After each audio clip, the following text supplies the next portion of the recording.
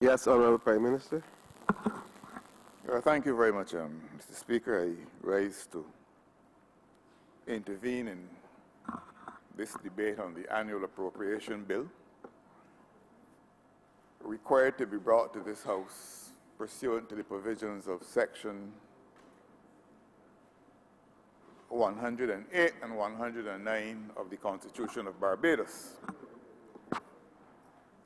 and faithful to those provisions, the Minister of Finance has brought to the House the annual estimates of revenue and expenditure.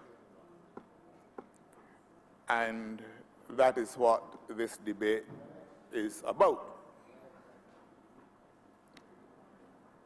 I should like to begin by congratulating the Minister of Finance and Economic Affairs for his very expansive introduction of this appropriation bill.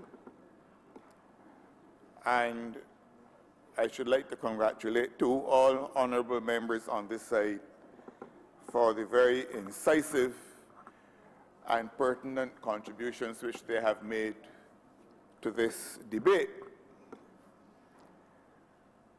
We have not been governing in easy times.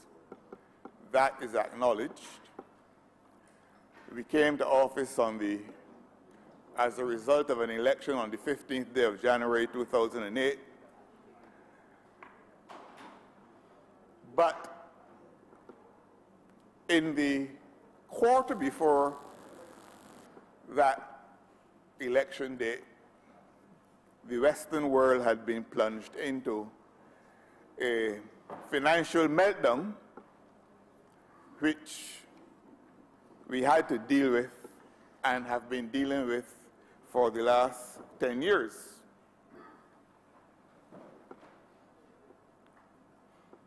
Only in the month of January this year, the head of the World Bank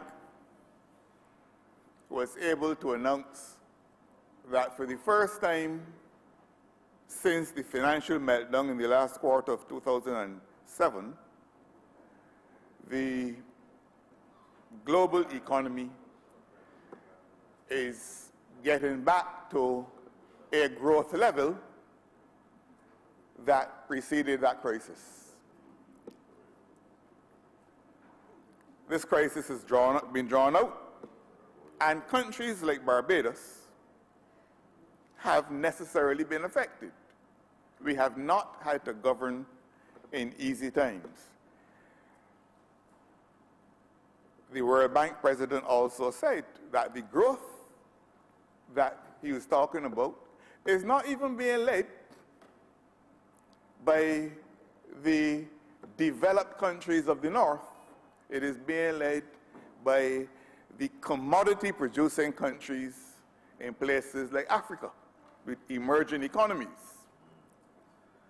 So this has been a very challenging period, and the Democratic Labour Party has been pleased to be in office to face some of these mighty challenges and to have the strength of its character tested. In that connection, of course, the present Minister of Finance assumed responsibility for that portfolio in the year 2010, I believe, around the month of September. And for the last 7 years, he has been the focus of national attention as he has tried to wrestle some of these challenges to the ground. It has not been easy for him, and I should like to take this opportunity to both thank and congratulate him for the tenacity and the stick-to-itiveness which he showed over the last 7 years as Minister of Finance of Barbados. He can take comfort from the fact, as Dr. Martin Luther King so well said, that the ultimate measure of a man is not where he stands in times of comfort and convenience, but rather where he stands in times of challenge and controversy. And the honorable member for St. Michael Northwest, in times of challenge and controversy, in times when I was being asked to fire him, in times when he was being described as the worst Minister of Finance Barbados has ever had, he stuck to the task, and here we are today debating yet another appropriation bill, yet another set of estimates of revenue and expenditure, but at a time when he has been able to report, the government has been able to report some successes in respect of the strategies which we have put in place for the governance of Barbados. Now, every member of the government side, every member of this team has chipped in their respective ministries to do what was required of them to ensure that Barbados remained afloat. And I don't want to be invidious. I think every single member of the cabinet performed creditably, and I should like to thank and congratulate them for their splendid work in very difficult circumstances. Now, many years ago, Mr. Speaker, there was a member of this Parliament by the name of Lloyd Ethelbert Smith. He used to be the representative for the parish of St. Joseph. He was a member of the Barbados Labour Party for the better part of his parliamentary life, although in the dying days of that parliamentary life, his focus shifted to the Democratic Labour Party. And he once made an observation which has stuck with me from the time he made it until now. And he made the observation within the context that his party at the time was objecting to everything the government was doing. The government that would go on in the 1971 general election to win 18 of the 24 seats in the House. But everything that government was doing between 1966 and 1971 was being described as wrong.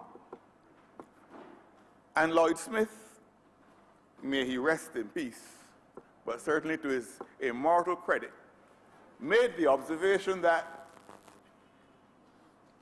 a clock that is stopped is right at least twice per day. And if a clock that is stopped is right at least twice per day, how can a government be always wrong?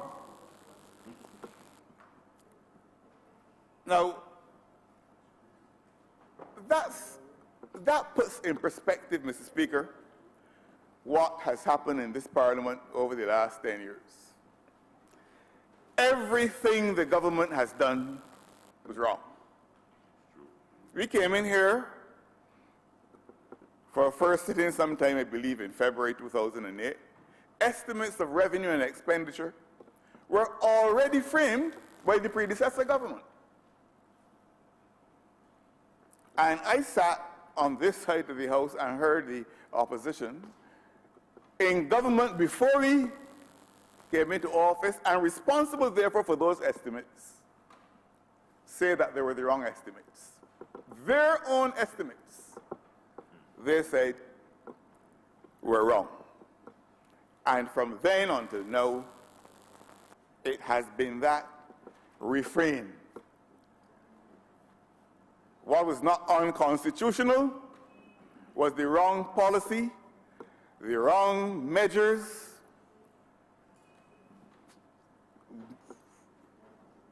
backward-looking initiatives. We heard all sorts of descriptions of what we have done in this House over the last 10 years. And in the face of all of that, we have continued to govern and to govern wisely. Now, there is no doubt, Mr. Speaker, that Barbados has had its challenges over the last 10 years.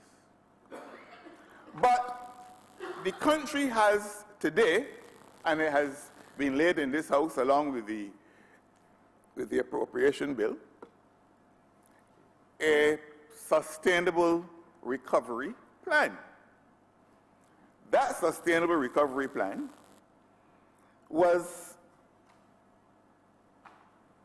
or is the result of consultations between the parties to the social partnership, the labor movement, the private sector, and the government. The history of that plan has to do with an announcement that was made by the Minister of Finance in May 2017, when he announced that it was the intention of the government to enter into dialogue with a view to creating a national economic sustainable development and recovery plan, enter into discussions with the social partnership for the purpose of bringing that plan into existence. Once he said so, once he made that announcement, both the labor movement and the private sector began to call for the plan. And at a meeting over which I presided in August last year, I gave the go-ahead for the parties to continue or to meet and to, in the shortest possible time, but not compromising the need to take pains and to be careful in terms of the analysis of Barbados' problems, produce that plan. And in December last year, a presentation of the plan was done to the Cabinet of Barbados, and as a result of that presentation and after that presentation, the Cabinet of Barbados agreed to what is now called the Barbados Sustainable Recovery Plan. It has been endorsed by the labor movement, by the private sector, and by the government. It is not anything that was sneaked into this Parliament or sneaked into the national discourse when we were all asleep. It was debated and hammered out in the full light of day by the social partners of Barbados. So that's the plan on the basis of which the government will be proceeding, confident that with the support of the labor movement and the private sector, we can effect the kind of turnaround in Barbados to achieve the objectives enunciated in the plan. Those who want to poo-poo the plan are free to do so. The government is committed to the plan, and a special feature of the plan is that it has made provision for a special oversight committee made up of social partners to ensure that the timelines and the deadlines and the policies contemplated by the plan are met and pursued with the seriousness which these initiatives require. The plan has 6 objectives: to build a comfortable net international reserves level by 2020, to achieve fiscal sustainability through a balanced budget by 2020-2021, to accelerate real growth, real GDP growth, to reach 3% by 2021, and to establish a credible and sustainable debt management plan to enhance and safeguard the provisions for social development and to reduce the unemployment level on average to 8% by 2020. Those are the goals of the plan. And in addition to those goals, there are 4 very important thematic areas that pervade the plan. The theme of fiscal sustainability, of growth, of foreign exchange, and of social services. And that is the basis, Mr. Speaker, on which the government will be proceeding in terms of its management of the affairs of Barbados. Barbados has known difficult times in the past. When the first oil crisis struck, Mr. Speaker, Errol Barrow, Right Excellent Errol Barrow, as he now is, but the Right Honorable Errol Barrow, as he then was Prime Minister of Barbados and Minister of Finance. It is one of the best-kept secrets in Barbados that during that period between 1973 and 1976, but in 1975 in particular, inflation was running in Barbados at 40%, and unemployment was at 22.5%. We've known these things before. When the late Right Honorable Prime Minister Tom Adams was Minister of Finance in the early 1980s, the deficit of Barbados, the fiscal deficit, had reached 9%. And there was a drain on the foreign reserves of $49 million in 1 year, just disappeared. And that is when we ended up having to go to the International Monetary Fund. Of course, I haven't even quoted the unemployment figures for that period. We have known these times before, and the early 90s, more recent, we all remember the early 90s as well, when our foreign reserves came down to about 3 weeks. And when drastic measures had to be taken to turn the economy around. We have known difficult times before, but governments, whether of the Barbados Labour Party or the Democratic Labour Party, have always been able to rely on the goodwill, the common sense, and the patriotism of the average man and woman on the streets of Barbados. We've always been able to rely on that. And what Barbadians know now, they did not know then, because the world was not in their living rooms every day or in their pockets on their cell phones or whatever every day. They had to wait on information as it came because methods of communication were not as easy as they are today. So Barbadians know what is going on in the world. And they know, as the honorable member for Christchurch East just observed, if a G7 country, the United Kingdom, our former colonial master, that used to own nearly the whole world, is today having to make do with growth at less than 1% and optimistically just over 1% according to the most recent forecasts. If that country, the country that used to be the workshop of the world, is still one of the most powerful countries in Europe, if that country used to own Australia, used to own New Zealand, used to own India, used to own the 13 colonies in the United States that broke away in 1776, used to own a good part of Africa and nearly the whole Caribbean. If that country can have problems, how can a small island developing state like Barbados be expected to enjoy some special dispensation under the laws of economics and the laws of development. What kind of reasoning is that? So when I hear talk about, oh, Barbados is not growing fast enough, and we have to try and be growing, and Antigua is growing, and Haiti is growing, and this place is growing, and the next place is growing. You know something about growth, Mr. Speaker?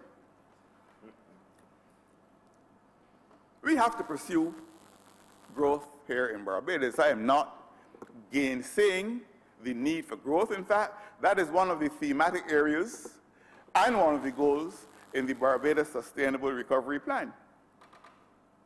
But understand this. When the Exxon Valdez oil spill happened in March 1989 in the United States of America, in Alaska, I believe it was, a massive oil spill. Do you know, Mr. Speaker, that the cleanup led to an increase in employment in the United States and American output went up as a result? Its GDP increased. The cleanup of an oil spill that was damaging the environment resulted in growth in the U.S. economy and resulted in an increase in employment. So if you be not surprised, therefore, that in the rebuilding of Dominica and the rebuilding of Barbuda and wherever else these problems may have occurred, you are going to get a spurt in employment, and you're going to get a spurt in economic growth. But the question is always going to be, where are you growing from? And that is the context within which we have to evaluate these things. The member for Christchurch East just observed that Barbados is a small island developing state. That's another issue that we tend to forget. We've had such a good time during the period of prosperity in the Western world since the Second World War that we've begun to associate good times with not having to do much, but just being able to say we are entitled to good times. Barbados is still a small island developing state in the family of nations. And we are still, whether people like to hear this or not, it is certainly something that Errol Barrow never forgot or was not allowed to forget. We are still a young, post-colonial, post-slavery society. And there are still things that we are trying to shake off. For example, Mr. Speaker, a good reminder of all of this, certainly for me, is that my late father was born in 1915. That was a mere 77 years after emancipation in Barbados. So his parents, my grandparents, were born even closer to emancipation than that. And because between 1838 and 1938, nothing much had changed in Barbados, slavery had been formally abolished, but all the slave mechanisms were still in place. We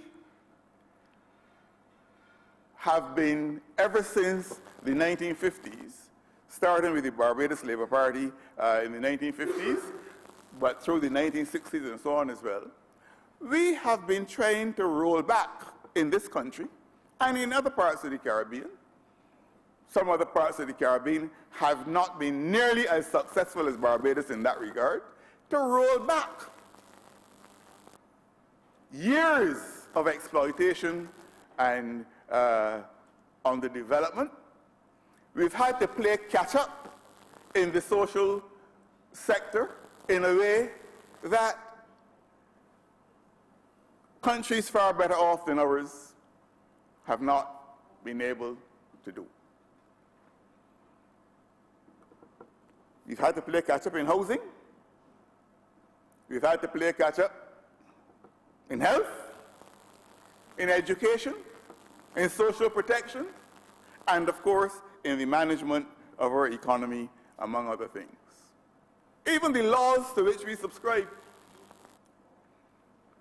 Our Constitution still has a section, Section 26, as you would know, Mr. Speaker, that preserves laws from those far off and dark days that even cannot today be challenged on constitutional grounds.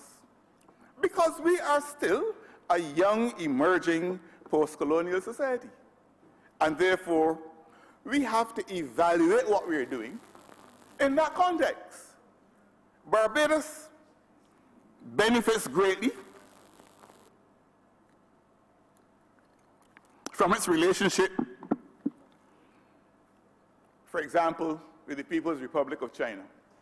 I'm indebted to the learned Attorney General for pointing out that a few vehicles down in the port for the Barbados Defense Force were not bought by the government. That's a gift from the People's Republic of China. That country has a standing relationship with the Barbados Defense Force. But how many people in Barbados know that the GDP per capita of Barbados is higher than that of China? We've done well as a country. So to sit and have to listen to the politics of distress, the politics of despondency, the politics of hopelessness, to have to sit and to hear that Barbados is the worst place in the Caribbean to live, the worst place to do business, a sewage-strewn place, a place where people can't get water. To have to listen to all of that. I grew up in a village in the 1960s where people couldn't get water either. In fact, in order to get it, you had to go and bring it and walk a considerable distance too. But that is where we are. And I know that there are people, honorable members of this House, that have never had a hard day in life yet. I know. So they wouldn't understand this language. But that was reality for the overwhelming majority of us in this House. And let us not pretend that we are out of the woods and that we are entitled to speak with the same idiom as people in countries far more developed than ours. Let us keep our feet firmly planted on the ground, and let us try to deal with Barbados' problems as best we can. I said, Mr. Speaker, that there are 4 thematic areas pervading the Barbados Sustainable Recovery Plan. And I said that one was fiscal sustainability. I don't know how often I have said, I don't know how often the governor of the central bank has said, the present governor and the past one. I don't know how often the Minister of Finance has said, and how often the Minister of International Business has said, and of course the Right Honourable Member for St. Peter said it yet again yesterday, that Barbados suffered a serious revenue setback, not as a result of anything the government of Barbados did, not as a result of any default on the part of the government of Barbados. The government of Barbados had to make a surrender of revenue to the tune of nearly, as the Attorney General said this morning, nearly $300 million per year as a result of developments that took place in Canada that deprived Barbados of its competitive and comparative advantage in the international business sector, bringing double taxation agreements and tax information exchange agreements on the same footing in relation to the treatment of exempt surplus, the profits that were repatriated to Canada without taxation. That led, in very short order, to a virtual stampede of businesses away from Barbados to more favorable jurisdictions, since we had lost our comparative and competitive advantage. And we had to take some steps to stabilize that situation. I personally led a delegation to Toronto. I had Senator Boyce with me, and of course the then High Commissioner to Canada, His Excellency Mr. Evelyn Graves, was part of the delegation. And we met with all of the banks that have businesses in Barbados. I met with the top management of all the banks that have businesses in Barbados. And I also addressed the Canadian Board of Trade and tried to put Barbados' situation in some kind of context as we were dealing with that difficult situation. But no $9 billion economy anywhere in the world that has, at very short notice, to make a revenue surrender of nearly $300 million can treat that as just another event. And therefore, since all governments need revenue, we can't do without it.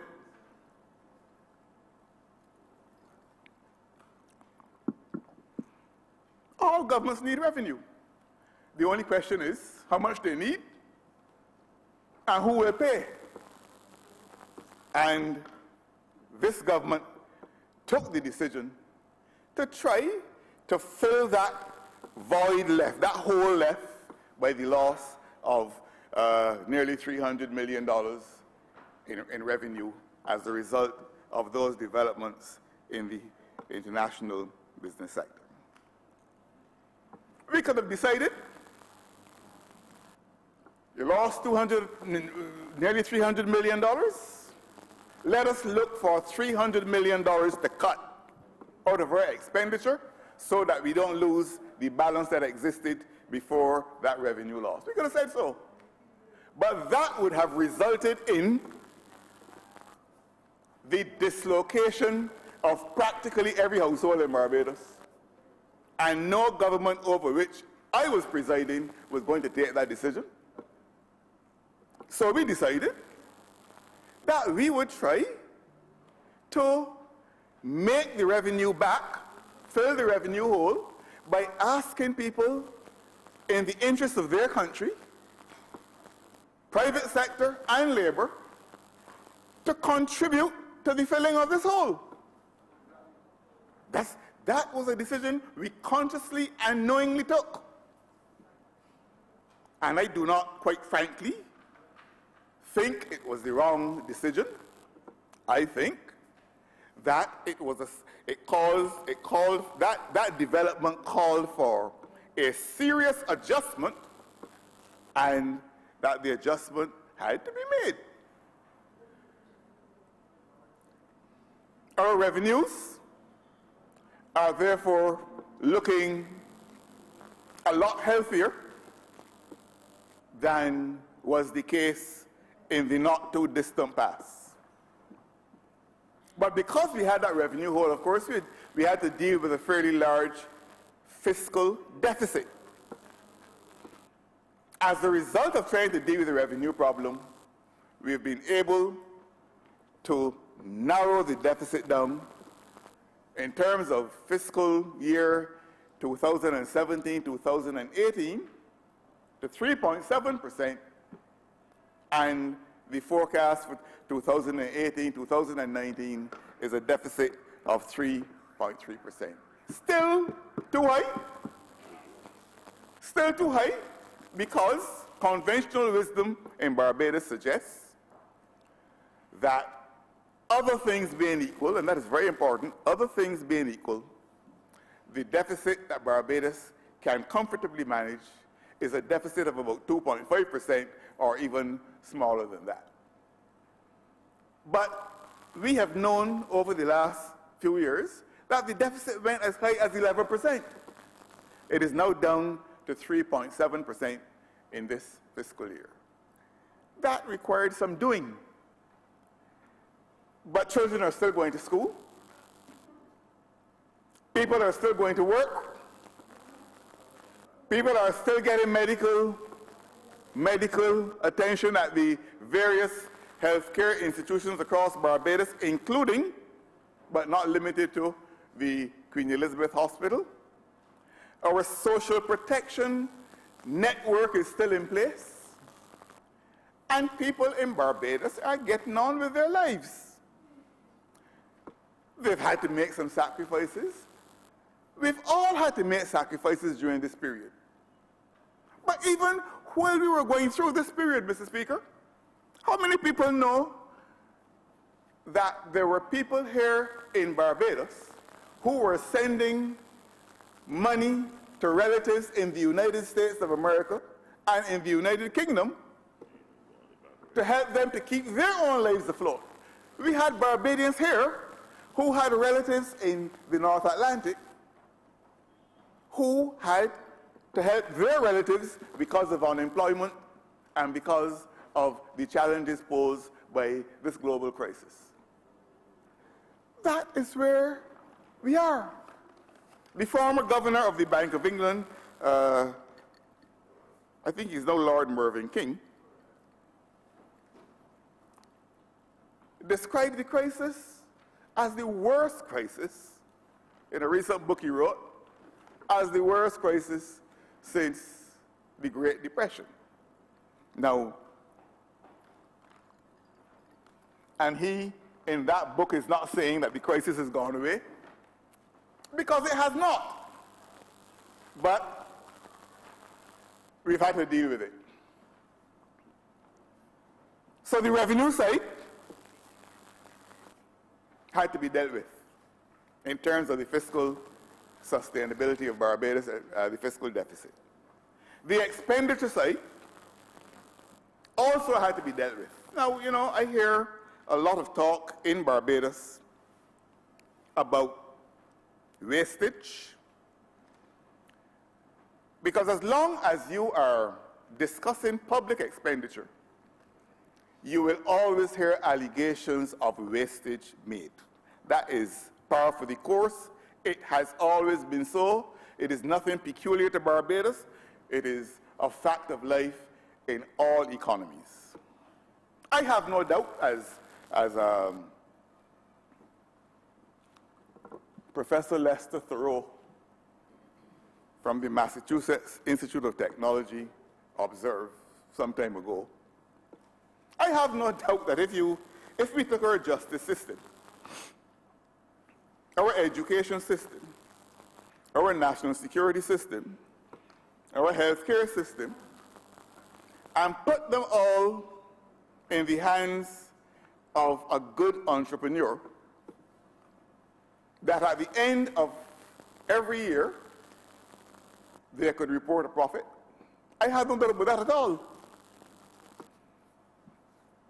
Because they would apply the business methods that are required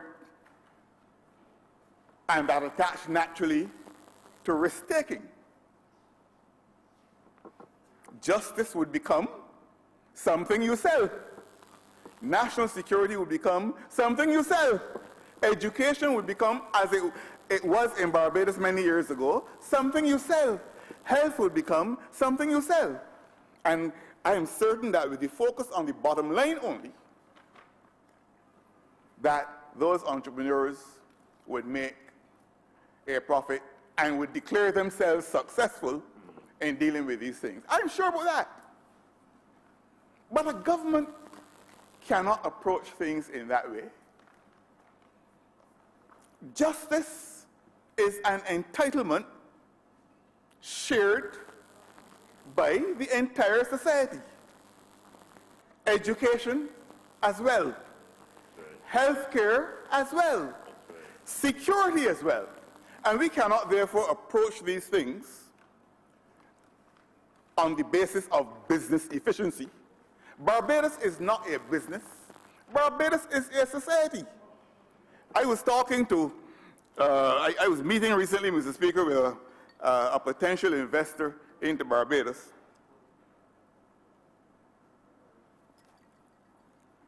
Who was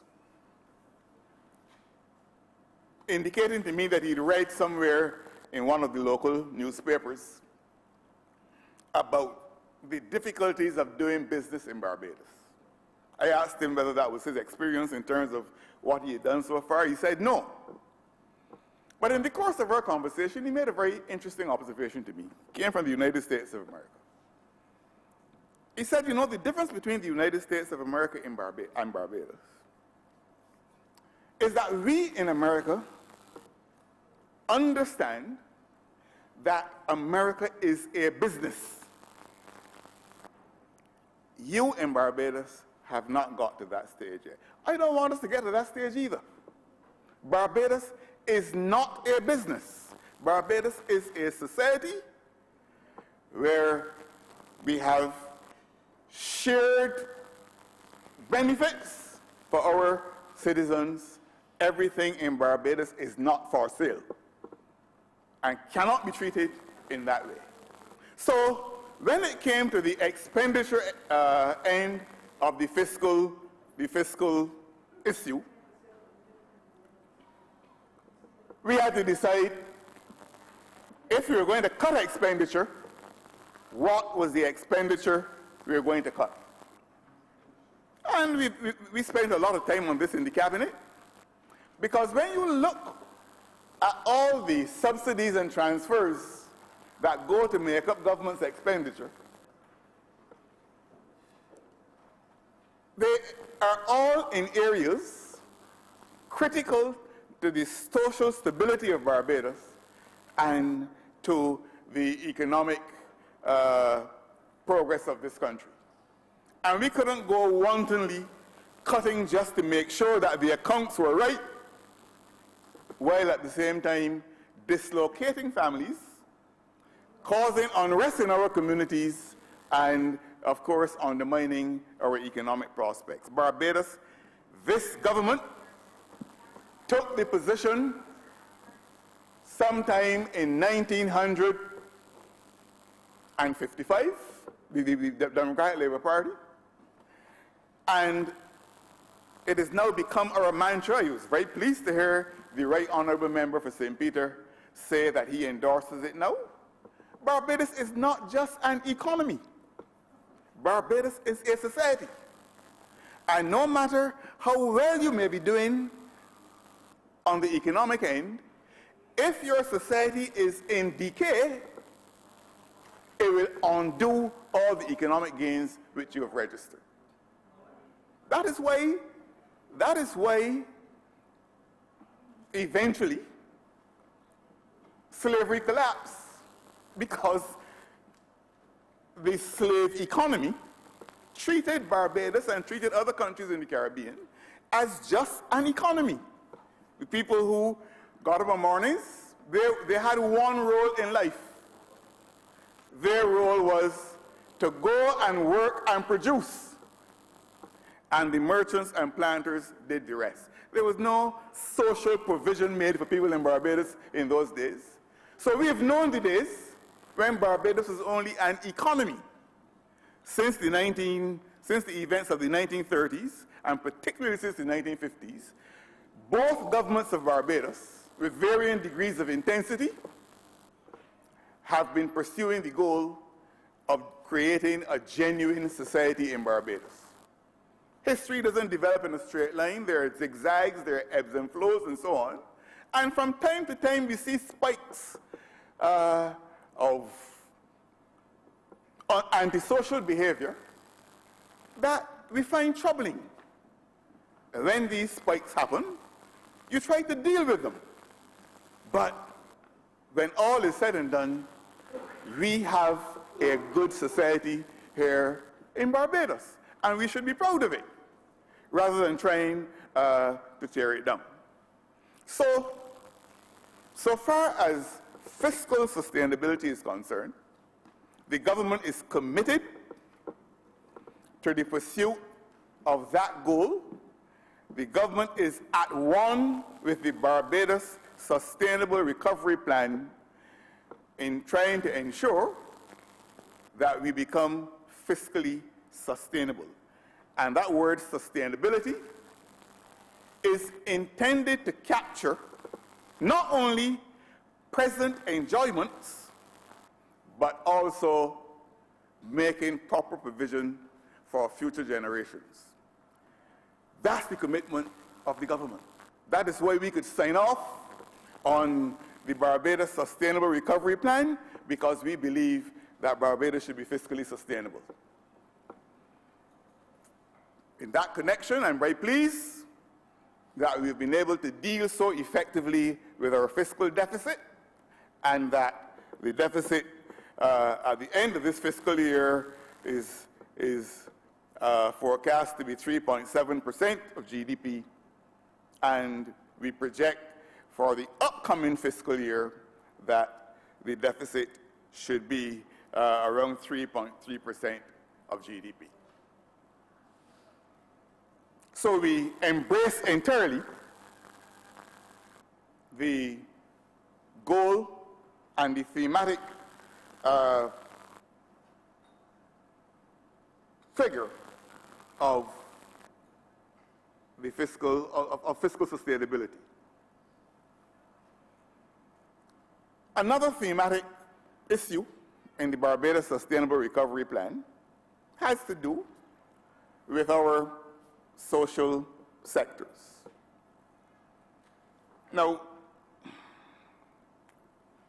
when in the past we have talked about the social sectors, we've referenced education, we've referenced health, we've referenced culture and sport and so on. And we've separated those sectors from what we call the economic sectors like tourism and international business and agriculture and so on. That's how these things have been discussed, and in many respects they're still so discussed in the textbooks that you read. I've always taken the view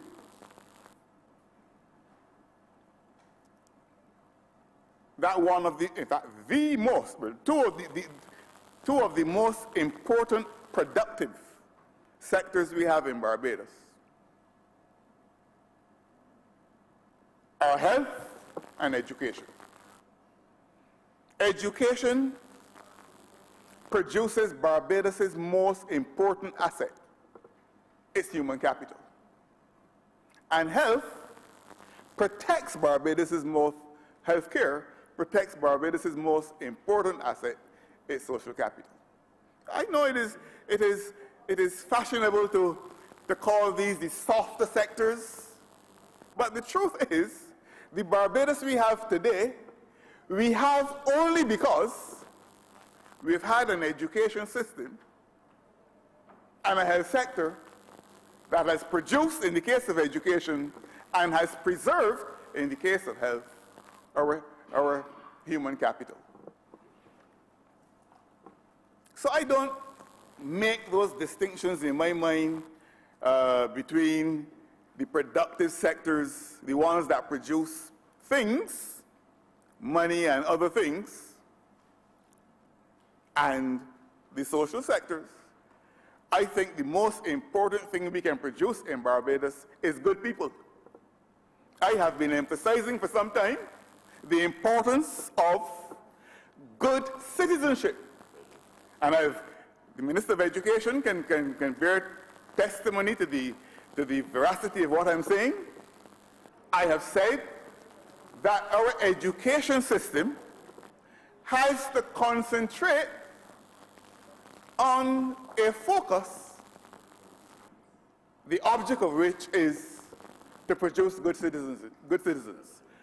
Good citizenship is an indispensable imperative to the future of Barbados.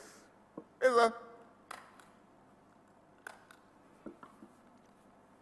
professor at Columbia University by the name of Professor Jeffrey Sachs, well known across the world in terms of his commitment to the environment and to climate change debate and so on. And he's written profusely on these subjects. I'm surprised, if I am entitled to be surprised, that he's not yet a Nobel laureate. But Jeffrey Sachs wrote a book called The Price of Civilization recently. And he made this observation. He said, you know, here in the United States of America, people think that our problems are economic. But our problems are not really economic. Our problems really have to do with our ethical values, our moral values, our social virtue, our good citizenship. That if we can get those problems solved, if we can get our people tuned in sufficiently to those frequencies, all of our economic problems will virtually disappear, because people's attitude to work, to tax paying, and to all the other things that a country needs, the productivity and so on, all those things that a country needs will follow as a result. He is an economist by training, teaches economics at Columbia University, and he made that observation. So the social sectors of Barbados are not education and health and so on simpliciter. As I said, education and health are, in a manner of speaking, productive sectors. They produce the most important asset this country has, its people. Yet, we need a society in which we can all function, and things like culture and sport and youth, or youth issues and so on, or family issues, all of these issues have to be taken care of. And the weak must not be left to go to the wall. We must have mechanisms in place, and that is being splendidly done by the Ministry of Social Care under the superintendence of the Honorable Member for St. Michael Central. We need to make sure that the society, its values, all that we represent ourselves to be, our sense of identity and so on, that all these things are intact, to give us the confidence and the conviction to develop Barbados as it should be developed. We have to make a distinction, Mr. Speaker, a distinction that has become blurred in recent times, between growth and development. We have to recognize that growth is a quantitative concept and that development is really a qualitative concept, and that you cannot always measure development by looking at the arithmetic, but you have to measure it also in terms of looking at human development and how the values of the society and so on are being protected and promoted. I know this has always sounded like a foreign language. Sorry. Okay.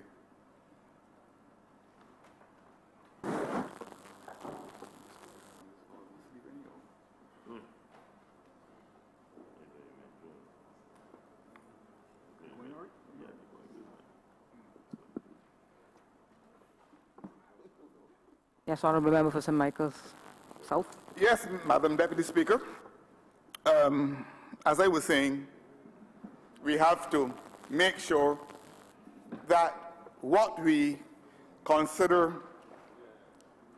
as important in holding the society together has to be promoted and protected. Yesterday, I was very pleased to hear the Right Honourable Member for St. Peter in his farewell presentation to this House talk about things like parenting. Talk about things like fathers looking out for their children and maintaining them. Because ultimately, Madam Deputy Speaker, compassion is the glue that holds any society together. And the Barbados Sustainable Recovery Plan, in addition to ensuring that the weak are not left to go to the wall, that those who cannot look after themselves adequately are looked after by the state, it also contemplates building a society around solid values. Values that allow us not only to respect one another, but values that allow us to trust one another. Values that establish for us ethical and moral frontiers.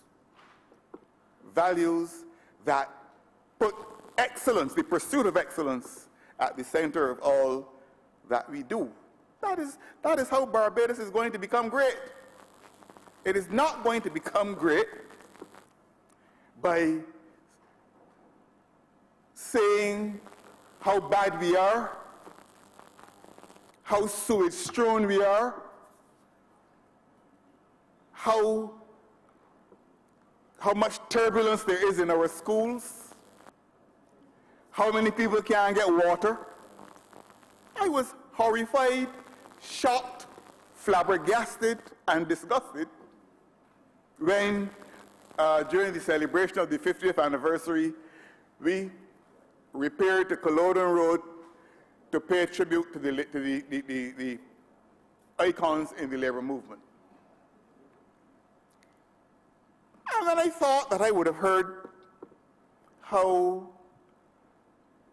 rich a contribution was made to the labor movement by people like Charles Duncan O'Neill and Grantley Adams and Frank Walcott and all the other titans of labor, including, of course, in his own way, Clement Osborne Payne. I was hearing about how some people in the country can't get water, and people, university students now have to pay 10% of their fees and all that kind of thing from a leader of the opposition on a national occasion, called to pay tribute to the icons of labor. And the comments one heard after were comments like, but doesn't she have a sense of occasion? Doesn't she know what to say and when to say it? That was no occasion for this. Those things have their place and have their time. But suffice to say, Madam Deputy Speaker, the Barbados Sustainable Recovery Plan is committed to the protection of our social sector and building a society in Barbados that provides protection and reinforcement for all the economic objectives and the economic goals that we pursue. Because at the heart of all that we believe as a government, we believe that Barbados is not just an economy. Barbados is also a society. And I repeat, don't care what your economic gains are, and you have people who don't respect human life, and you have people who believe that the best way to settle a dispute is to fire a gunshot. If you have a society like that, I don't care what your economic gains are.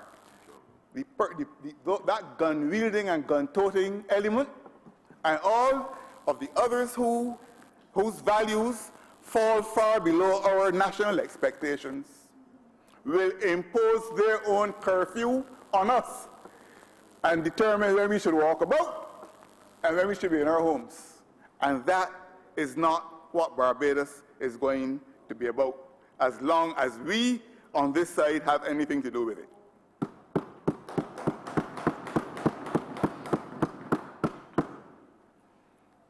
Then, of course, another thematic area in the Barbados Sustainable Recovery Plan, Madam Deputy Speaker, is the issue of our foreign reserves. I was heartened to have drawn to my attention yesterday a statement from the president of the Bankers Association, I think it is, that the foreign exchange market is functioning smoothly, that people can go to banks and get the foreign exchange they want to do their business, and that if there are any difficulties at all, the difficulties may sometimes have to do with the relationship between commercial banks and the central bank in terms of commercial banks awaiting central bank permission before they also authorize certain issues of foreign exchange. And as long as that is so, the foreign reserves, the reserves held by the central bank, which are required to be, according to the international benchmark, above 12 weeks, the foreign reserves will not be put under any pressure. It is when people cannot get the foreign exchange they want in the workings of the foreign exchange market that they then have to resort to the central bank where the reserves are. That is not another way of saying that we are comfortable with the level of reserves. Barbados has, over the years, had to borrow foreign exchange to prop up its international reserves. A lot of this has to do, and these are not just financial matters, this is not just abstract monetary economics. A lot of that has to do with the consumption patterns that have been fostered in Barbados over the last 50 years. Let us be very clear on that. The reason people want foreign exchange is to buy goods from elsewhere, and that is the context within which foreign exchange and foreign reserves have to be discussed. This is not abstract monetary economics, where you're just discussing money markets and so on. The reason people want foreign exchange is to buy foreign goods. And in my view, we have not placed enough attention, or we have not focused enough attention on getting people, we've heard it from time to time, on getting people to respect and invest in what is produced here.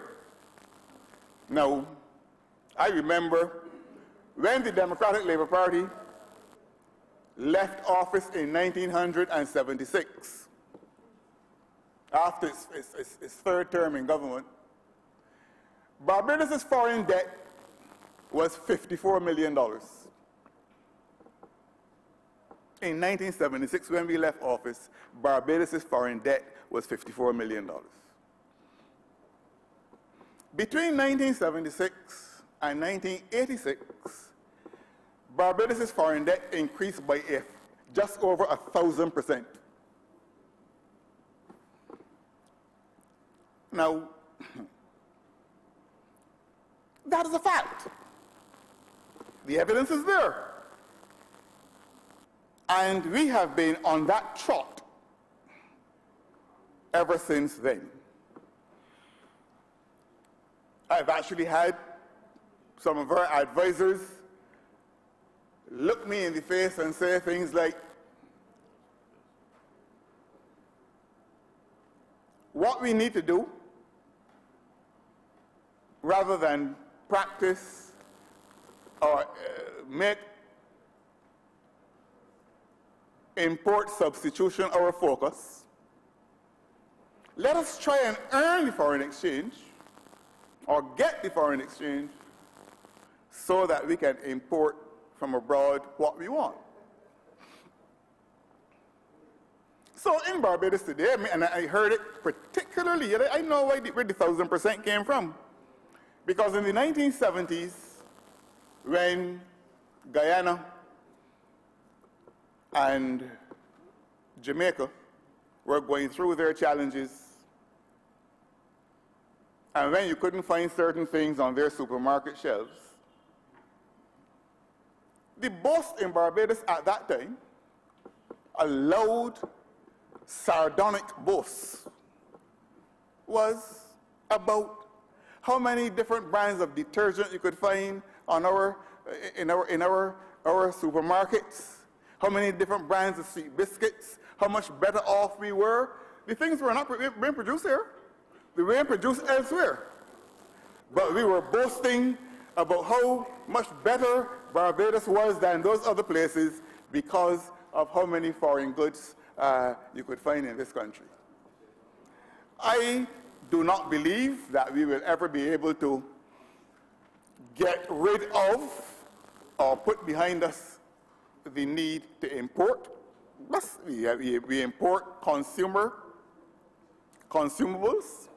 and we import consumer durables, and of course we import things to assist with our production and so on. So we need to have adequate reserves of foreign exchange to do our business. But I have heard in this House, I didn't have to come into this House to hear it because I've heard it for so many years on the compound of the Democratic Labour Party. Well, I've heard the leader of Her Majesty's loyal opposition, especially when sitting further down on the front bench of the opposition, when not sitting in that chair, quote the right excellent Errol Barrow, and quote him correctly, as having said that the problem in Barbados is not the high cost of living. That the problem in Barbados is the cost of high living. I've heard that come from the lips of the honorable leader of the opposition, not once or twice, on many occasions, that the quoting Errol Barrow, Uncle Errol, that the problem in Barbados is not the high cost of living. The problem is the cost of high living.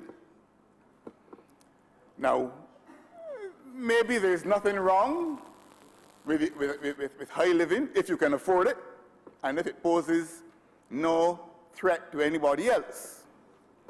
But I do think, and that's one of the reasons I asked those three questions when we were doing the 50th anniversary of the independence celebrations, I do think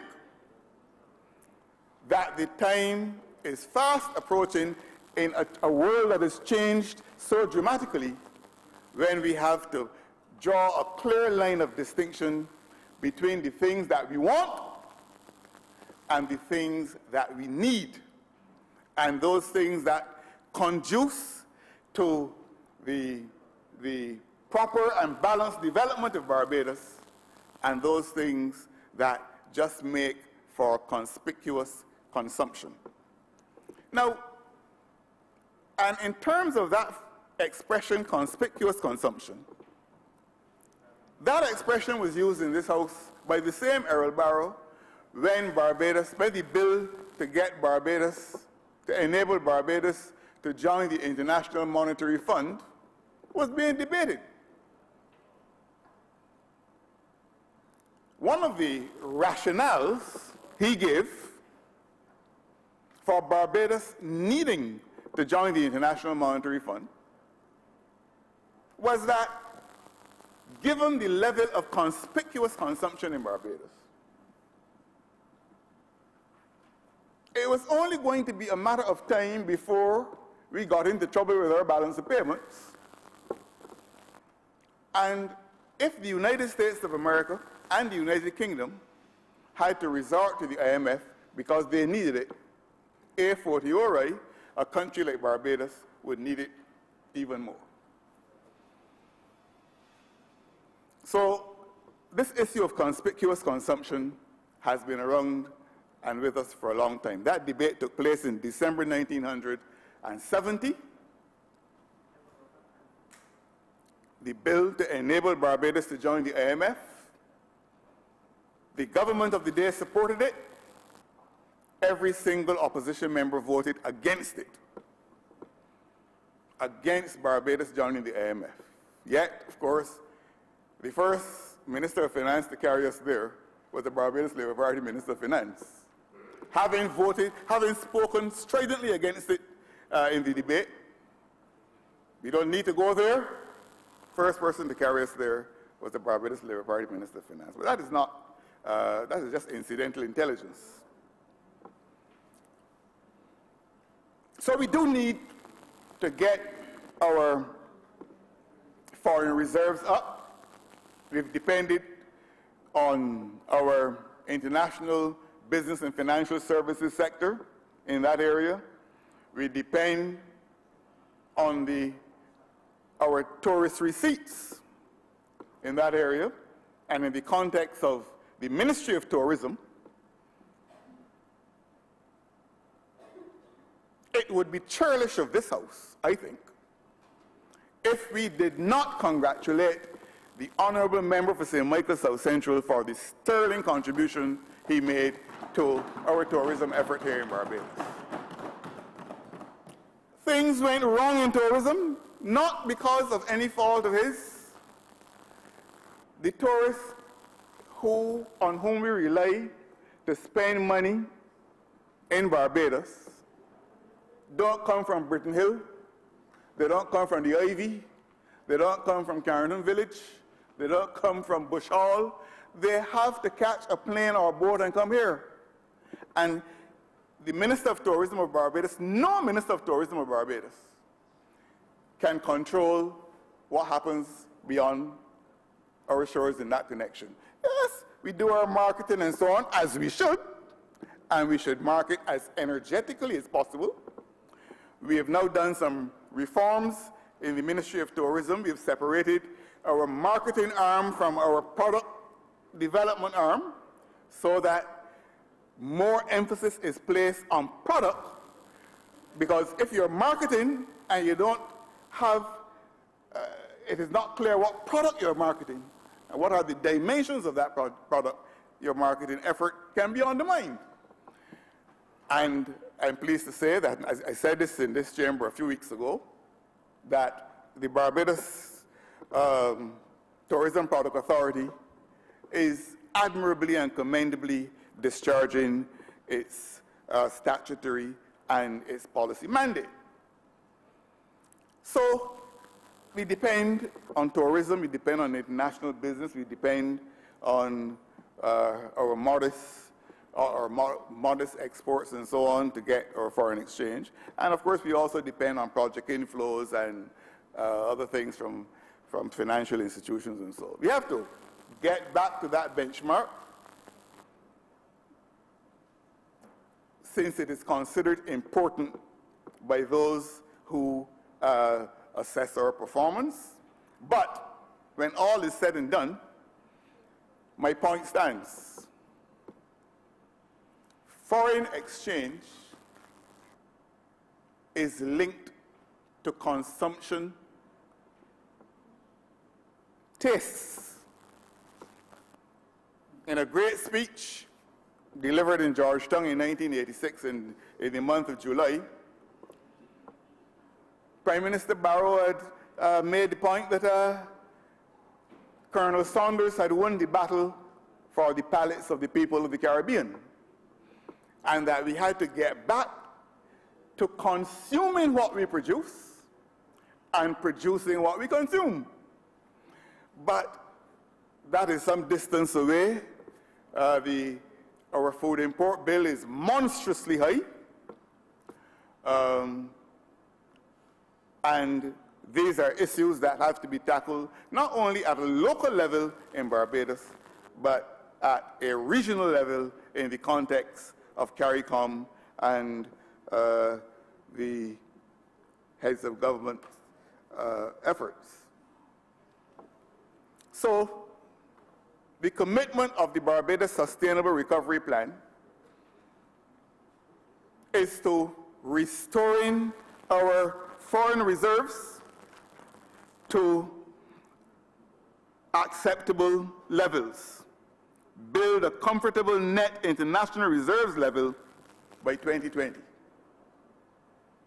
The government is fully on board with that goal, with the pursuit of that goal. The government is fully on board with the adoption of that thematic emphasis. And then, Madam Deputy Speaker, there's the issue of growth.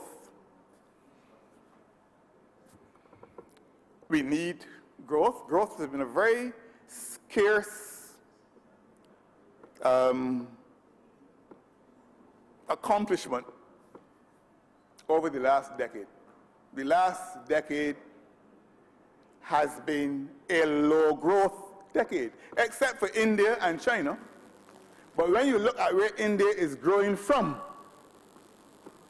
and of course, the modernization efforts of China, you can understand that. But growth has been, the last decade has been a low-growth decade. As I said, the president of the World Bank is only in January this year been able to say that on its present trajectory, the global economy could be back to pre-crisis levels. That is, the levels it was at before this crisis broke in 2007. And, but he even cautioned that that achievement could be short-lived if we don't invest appropriately and heavily in our human capital and in our physical capital as well. But growth is an imperative. We want to make sure that the cake gets larger and larger and larger. The larger the cake gets, the more growth there is.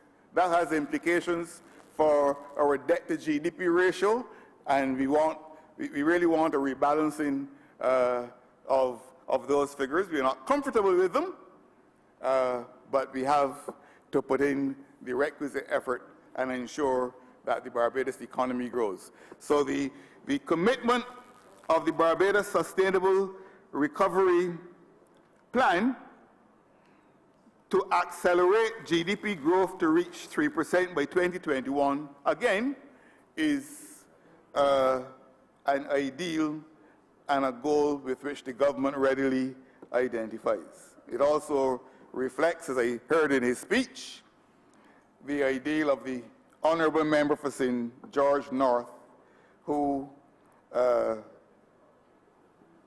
looks forward to the day when Barbados can get back to its historical growth average of about 3% of GDP. So, Madam Deputy Speaker, I am comfortable with the plan we have put in place for the future development, the sustainable development of Barbados. This plan is not a DLP plan. It is not the Prime Minister's plan or the Minister of Finance's plan. It is a plan that was hammered out by the three social partners, all three of whom have subscribed to it, all three of whom are optimistic about it, all three of whom are prepared to provide the necessary oversight in the Special Oversight Committee to make sure that the timelines and the deadlines are met and whatever other things need to be done are done so that the fulfillment of the plan will not be cheated of accomplishment. Barbados is not, and I've said so over and over again, I said it when I spoke in Independence Square to launch the 50th anniversary celebrations. Barbados is not a perfect place, but I don't know any country in the world that is. Perfection is the exclusive and sacred preserve of the Almighty. And those who demand perfection from you should be able to practice it or achieve it themselves. We're not perfect. We have problems. I'm indebted to the distinguished honorable member for Christchurch East when he reminded this afternoon that we went to the United Nations around when we were signing the Agenda 2030. And we were horrified at the pileups of garbage all around us. I've seen it in France. I've seen it in England. In fact, not too long ago, Madam Deputy Speaker, a local council sent out correspondence to the people in its municipality to let them know that their garbage can only be collected, I believe, once per month or something like that.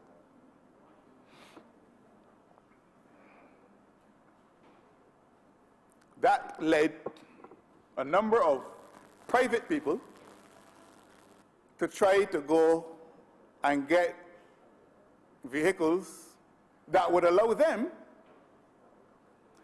to cash in on that hiatus and to provide private services for those persons who wanted their garbage collected. That's what is happening across the world.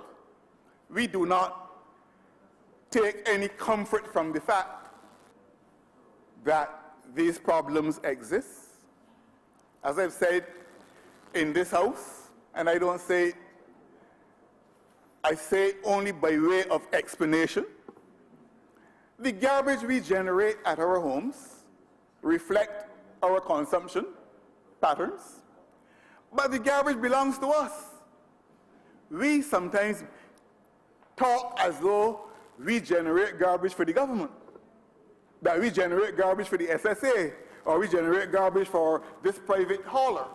The garbage belongs to us, and therefore we have to manage it, while of course the government and its agencies do their best to assist with managing it to the best of the householders and the businesses' ability. Garbage is nowadays an asset used by entrepreneurs for various purposes. I think the People's Republic of China just announced, for example, that they were cutting down on their importation of plastics, used plastics, what we call garbage here in Barbados, because, of course, of dynamics at work in their own economy and society. Sewage, a problem. But as I said elsewhere,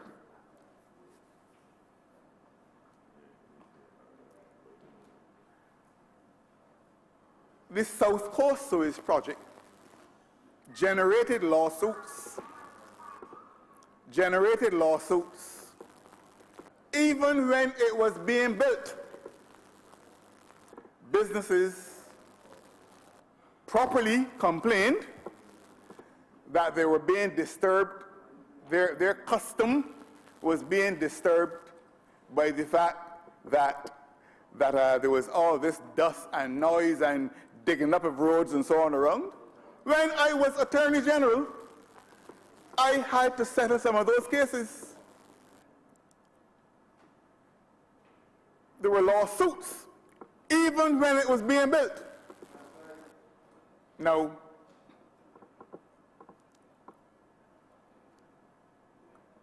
you would have thought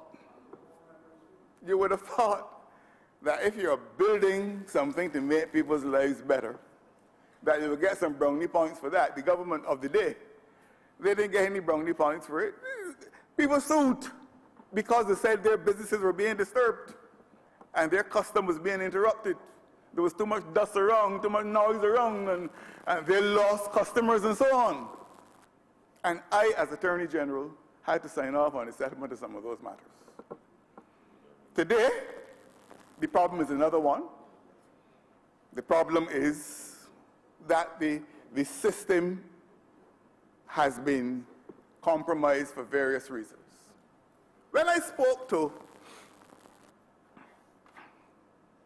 a former project manager in the Ministry of Health,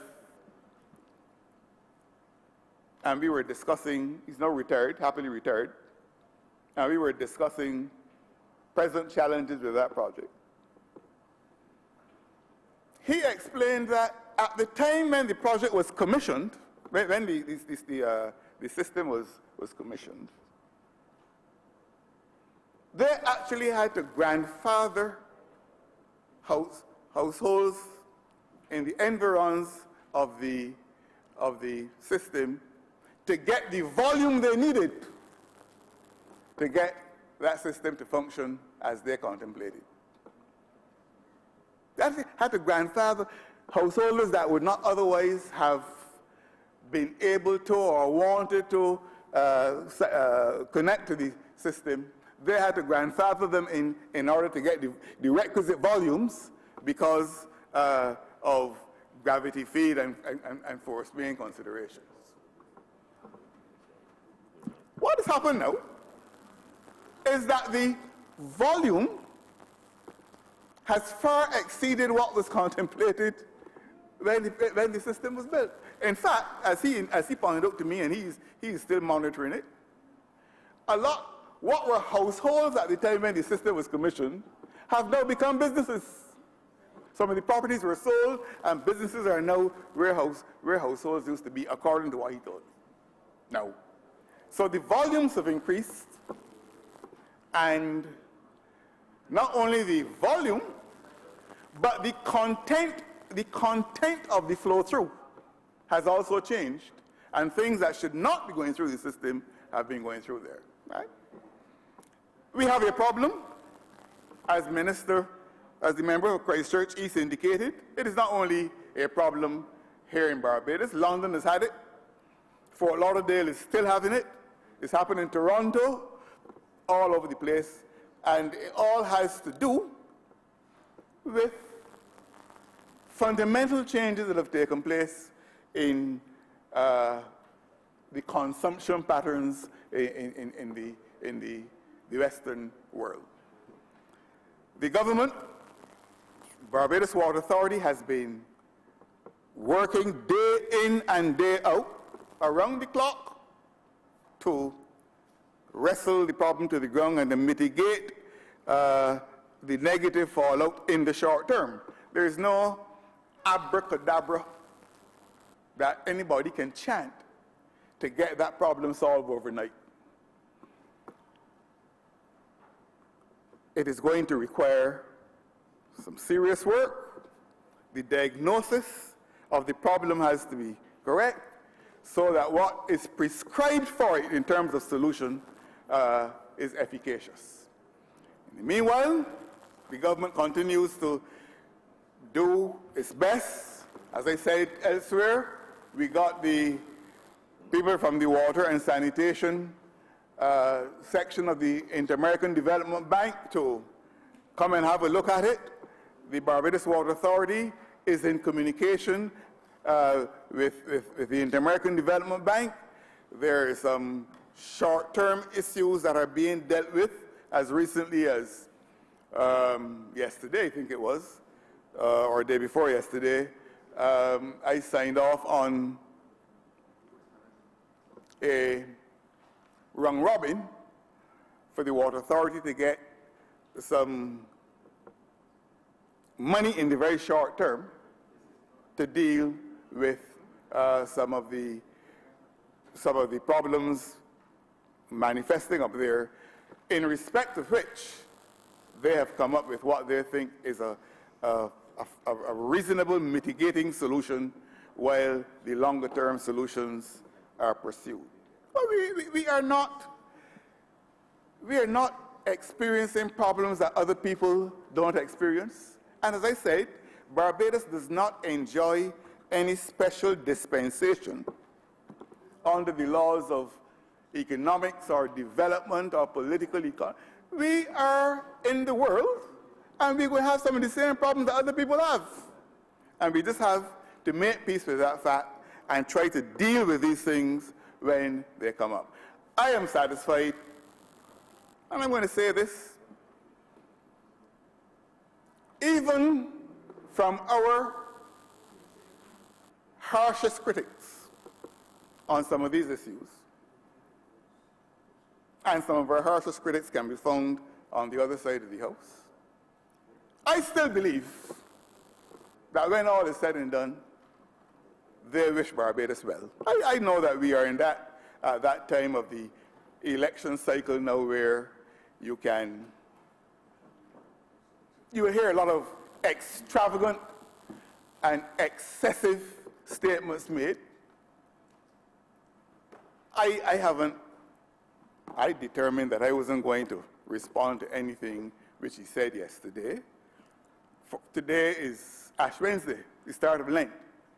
And I normally give up the member for St. James North for Lent. But yesterday that honorable member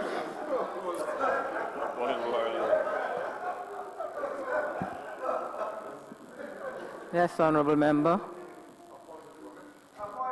Madam Deputy Speaker, I rise on a point of order. You know, the Right Honourable Prime Minister, this is the third year he has said this. And you know, I have to say, Madam Deputy Speaker, what I said the last time, that I feel very privileged because he gives up the vast majority of Barbadians for the substantial part of the year, not only for Lent. No point of order. He made the very point I was trying to make, Madam Deputy Speaker. By his intervention, he made the very point I was trying to make. You have to give him up for Lent. He's a bad habit.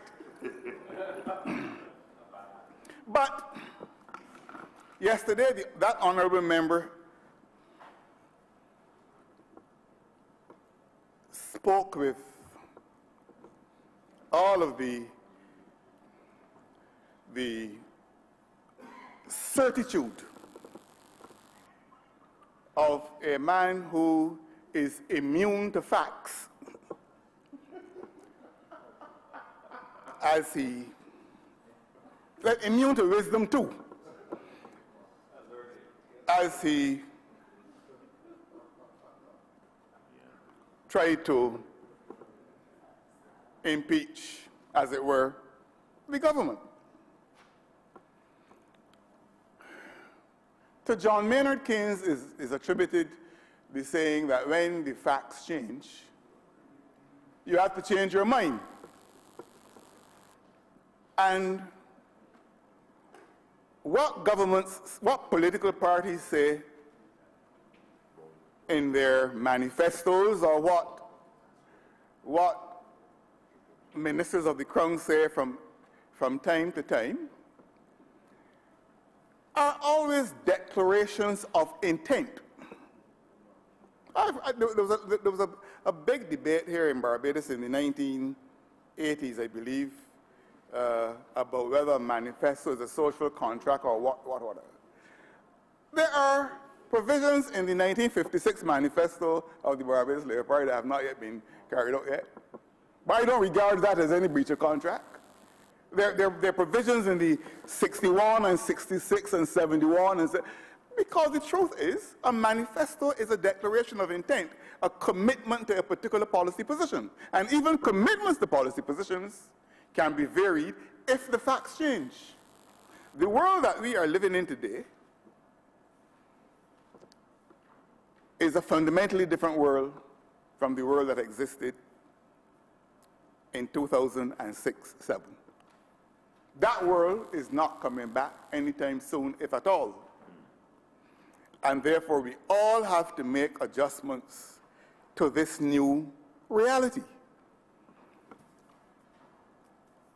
Therefore,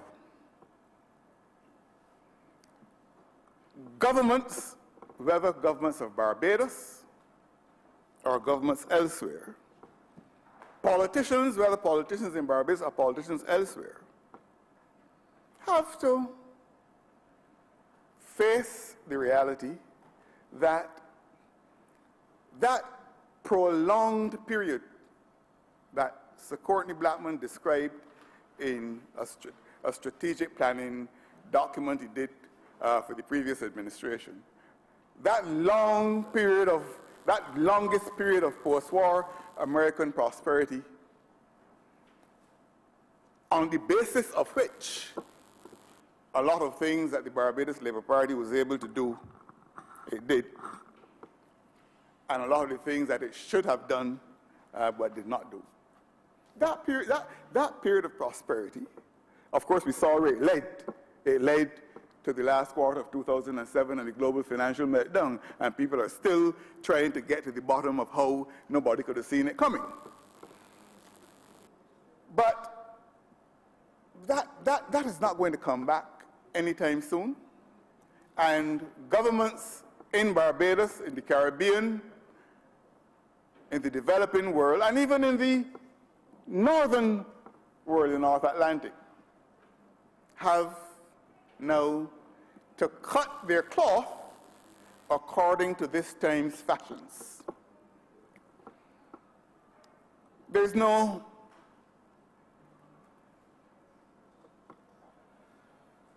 easy environment out there now on the basis of which governments can just prosecute their programs without any interruption or interference.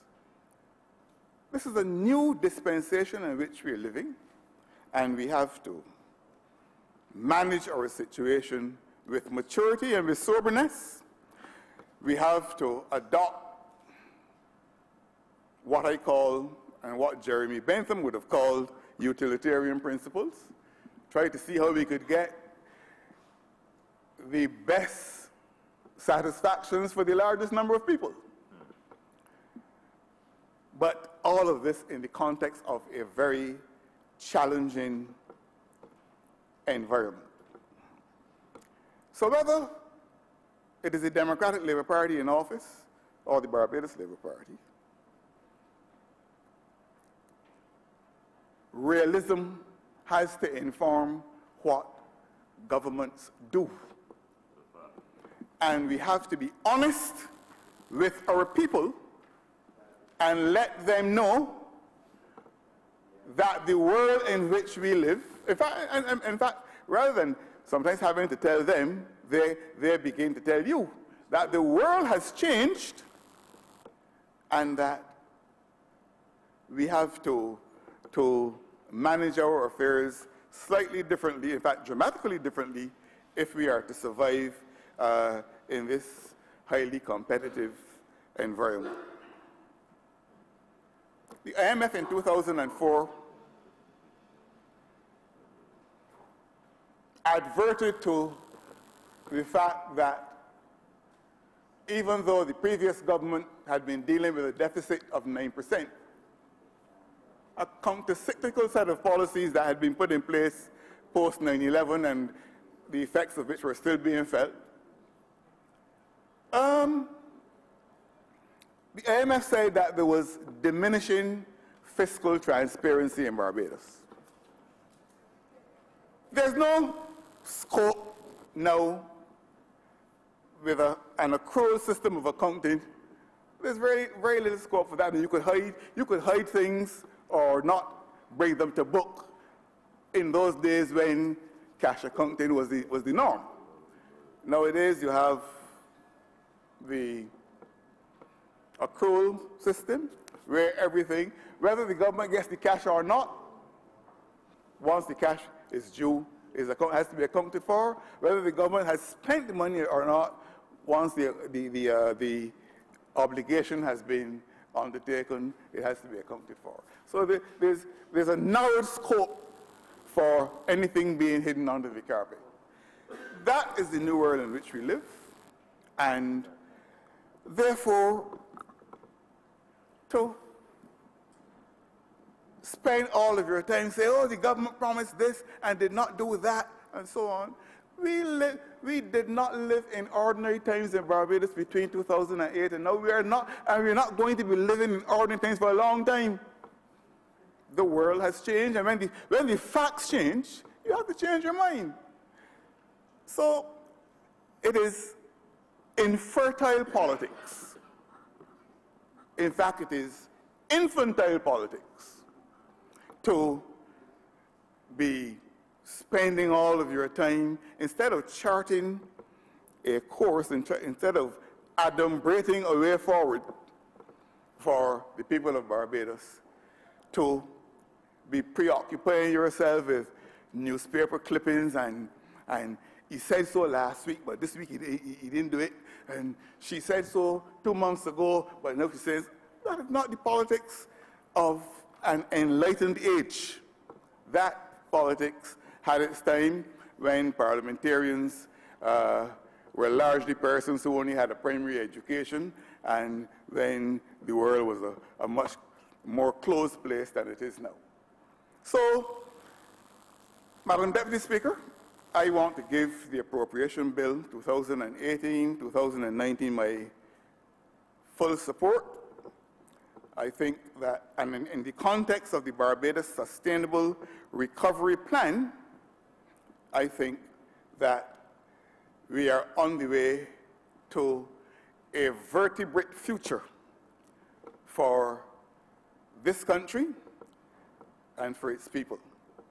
I just want to call on the country to recognize that the world has changed, and it is not going to change back to the world we used to know, that world of yesteryear. Face the reality that we will have to question whether that panoply of social entitlements to which we had become accustomed over the 50-year period of independence, we can continue to afford in the context of challenge revenues. In the context of onshore jurisdictions like the United States of America, the United Kingdom, and Canada, trying to get their taxpayers to come back home and pay taxes rather than paying low taxes in Barbados and in other offshore jurisdictions, because they too have their own challenges as a result of this changed world. Our people have to be made aware that those who can help themselves will have to rely less on the state, and what the state is to do has substantially to be reserved for those people who cannot help themselves, those people who are in danger of falling through the cracks, and every society has them. So I am confident about the future of Barbados. I do not share the ingrained pessimism of those who think that Barbados is now an ugly place, a place that is strewn with sewage, a place in which people can't get water, a place in which people can't get food, a place in which people can't get buses. That politics of distress, that politics of alarm, that politics of despondency has no attraction for me.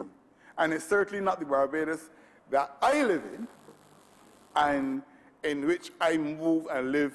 I live and move and have my being from day to day. The people I meet in Barbados, I don't ask them whether they're B's or D's. The people I meet in Barbados are optimistic about this country's future. And they love their country. And long may that continue to be so. In conclusion, I should welcome the new political presence, new partisan political presence in the House. That is another aspect of the internal workings of our democracy. Right. I know that the leader of opposition business for that new party in this chamber, I'm left in no doubt about it. I've had some exchanges with her. I'm not the worst judge of human character around. I know that she and her leader, I sat with her leader in the other place, are committed to the development of this country and to its best way forward. I wish them well, and Madam Deputy Speaker, lest I trespass on your honor's patience by going on any longer, I just want to say thanks to you, and with those few words, I beg to give my full support to the Appropriation Bill 2018-2019.